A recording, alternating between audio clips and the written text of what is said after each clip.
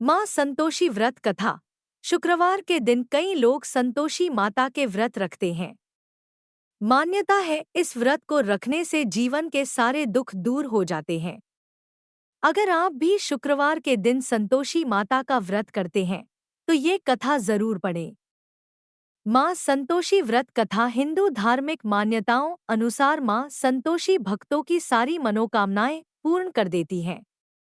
कहते हैं जो कोई भी भक्त सच्चे मन से माँ संतोषी का व्रत करता है उसके जीवन में कभी आर्थिक संकट नहीं आता। ये व्रत बाकी व्रतों के तुलना में थोड़ा कठिन होता है लेकिन इसका प्रभाव काफी ज्यादा होता है।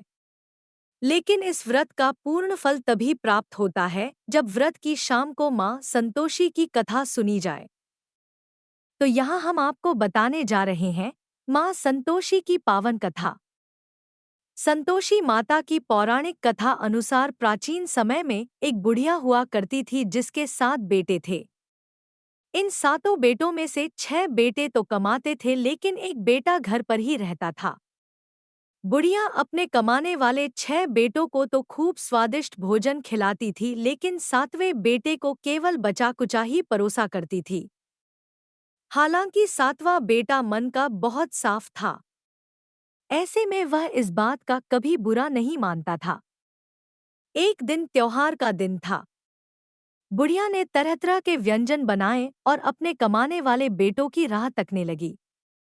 तब उसके 7वें बेटे ने सिर दुखने का बहाना किया और वह एक बेहद पतला कपड़ा लेकर पलंग पर लेट गया और सोने का नाटक करने लगा। ये वही बेटा था जो कमाता नहीं था। उसने देखा कि जब उसके 6 भाई आए तब उसकी माँ ने उसके सभी भाइयों को आसन पर बिठाया और उन्हें तरह तरह के बनाए हुए पकवान परोसे। जब उन सभी ने भोजन कर लिया तो सबकी थाली से जूठन इकट्ठा करके बुढ़िया ने एक लड्डू बनाया और 7वें लड़के से बोली, बेटा आजा अब तू भी भोजन खा ले। जिस पर उसने जवाब दिया कि माँ मुझे भूख नहीं है, मैं भोजन नहीं करूँगा और मैं परदेश जा रहा हूँ। यह कहते हुए वह घर से निकल गया। लड़का चलते चलते दूर एक व्यापारी की दुकान पर पहुंचा और वहां जाकर नौकरी मांगने लगा। व्यापारी ने उसे नौकरी पर रख लिया।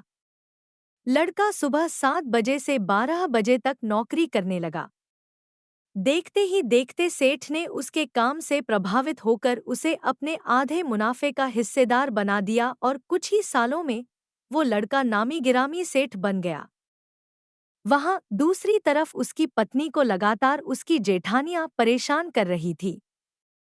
वे उसे रोज जंगल में लकड़ी लेने के लिए भेजती थी और बचा कुचा उसे परोसती थी। एक दिन जब वह जंगल में लकड़ी लेने जा रही थी तब उसने रास्ते में औरतों को एक व्रत करते हुए देखा। उसने उस व्रत के बारे में जानना चाहा तो जवाब में एक महिला ने बोला, यह संतोषी माँ का व्रत है और इससे हर प्रकार की मनोकामना पूर्ण हो जाती है। तब उसने उस व्रत की विधि भी पूछी और घर जाते समय उसने सारी लकड़ियां बेचकर गुड़ और चना खरीद लिया। इस तरह से वह संतोषी माता का व्रत करने लगी। इस व्रत के प्रभाव से अगले शुक्रवार को उसके पति का खत आया और इसके अगले शुक्रवार उसे पति द्वारा भेजा हुआ धन प्राप्त हुआ। तब उसकी पत्नी माँ संतोषी के मंदिर में जाकर रोते हुए बोली, माँ मुझे धन और पत्र नहीं, मेरा पति चाहिए। इधर पर माँ संतोषी ने उसके पति के सपने में आकर उससे कहा कि अब तुम्हें अपनी पत्नी से मिलने जाना चाहिए। इस सपने के बाद उसका पति सारा काम निपटा कर घर के लिए चल दिया। जब उस औरत का पति घर वापस लौटा तो पत्नी ने उससे कहा कि मुझे संतोषी माँ के व्रत का उद्यापन करना है। ऐसे में दोनों ने तैयारी शुरू कर दी। लेकिन आस पड़ोस की महिलाओं को उससे ईर्ष्या होने लगी थी कि कैसे इसके साथ सब अच्छा हो रहा है। धन दौलत की अब कोई कमी नहीं रही है। ऐसे में उन्होंने छल से अपने बच्चों को यह सिखाया कि खाना खाते समय बहू से खटाई मांगना। बच्चों ने ठीक वैसा ही किया लेकिन बहू ने खटाई न देकर बच्चों को पैसे दिए और बच्चों ने उन पैसों से दुकान से खटाई खरीद ली। जैसे ही बच्चों ने खटाई खाई वैसे ही उस महिला का जीवन फिर से दुख से भर गया। तब उस औरत ने दोबारा माँ संतोषी के मंदिर में जाकर माता से सवाल किया कि माता, आखिरी मेरे साथ ऐसा क्यों हो रहा है? मेरे पति को भी राजा के सेवक पकड़ कर ले गए। तब माँ संतोषी ने उसे बताया कि तुमने मेरी पूजा में खटाई का इस्तेमाल किया था, इसलिए तुम्हारे जीवन में यह दुखों का पहाड़ टूटा है। तब उस महिला को सारी बात समझ आ गई। तब उस औरत ने वापस से उद्यापन का संकल्प लिया और पूरे विधि विधान और बिना किसी गलती के माँ का उद्यापन किया, जिससे माँ संतोषी प्रसन्न हुई। ठीक 9 महीने बाद दंपति के घर में एक सुंदर पुत्र पैदा हुआ और उनका जीवन सुखों से भर गया।